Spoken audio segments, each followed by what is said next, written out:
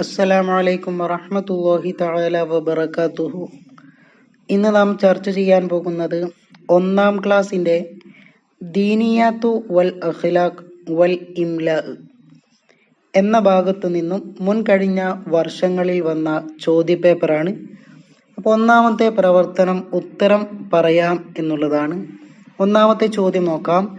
എല്ലാം കാണുന്നവനും കേൾക്കുന്നവനും ആരാണ്? അള്ളാഹു അല്ലെ. അപ്പൊ അവിടെ അള്ളാഹു എന്നുള്ളതാണ് ഉത്തരമായിട്ട് പറയാനുള്ളത്. രണ്ടാമത്തത്, നബി സല്ലല്ലാഹു അലൈഹി വസല്ലമ ജനിച്ച സ്ഥലം ഏതാണ്? മക്ക അല്ലെ. മക്ക, നബിയുടെ ജനനം മക്കത്താണ്, മരണം പുണ്യ മദീനത്താണെന്നൊക്കെ നമ്മൾ പഠിച്ചിട്ടുണ്ട്. അപ്പൊ നബിയുടെ ജനനം സ്ഥലം ഏതാണ്? മക്ക എന്ന് പറയുക. മൂന്നാമത്തത്, നമുക്ക് വേണ്ടി അറിവുകൾ പഠിപ്പിച്ചു തരുന്നത് ആരാണ്? ഉസ്താദുമാർ. ഇനി നാലാമത്തത്, നാം കൂട്ടുകൂടണം ആരോട്? നല്ല കൂട്ടുകാരോട്.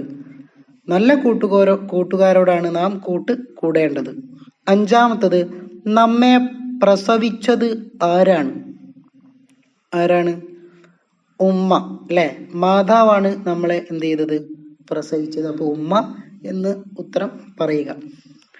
അടുത്തത് കേട്ടെഴുത്താണ്. തഫ്ഹീമു തിലാവയിൽ നിന്നും ഹിമാറുൻ.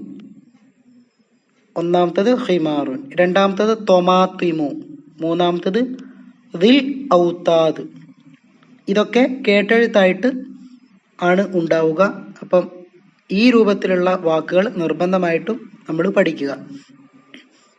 ദുറൂസ് അറബി മലയാളത്തിൽ നിന്നും കേട്ടെഴുത്തായിട്ടുള്ളത് വിശേഷം, നഖം, വിജ്ഞാനം.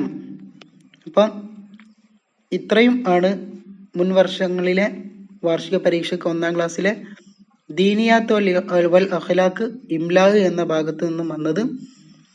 അപ്പോൾ കേട്ടെഴുത്തിന്റെ രൂപം നോക്കുകയാണെങ്കിൽ നമ്മൾ ഇതുപോലെയുള്ള വാക്കുകൾ, ഓരോ പാഠത്തിലും കുറേ വാക്കുകളുണ്ട്, അതൊക്കെ ഏത് രൂപത്തിലാണ് എഴുതുക എന്ന് പ്രത്യേകം ശ്രദ്ധിച്ചുകൊണ്ട് പഠിക്കുക. അസ്സലാമു അലൈക്കും വറഹ്മത്തുള്ളാഹി തആല വബറകാതുഹു.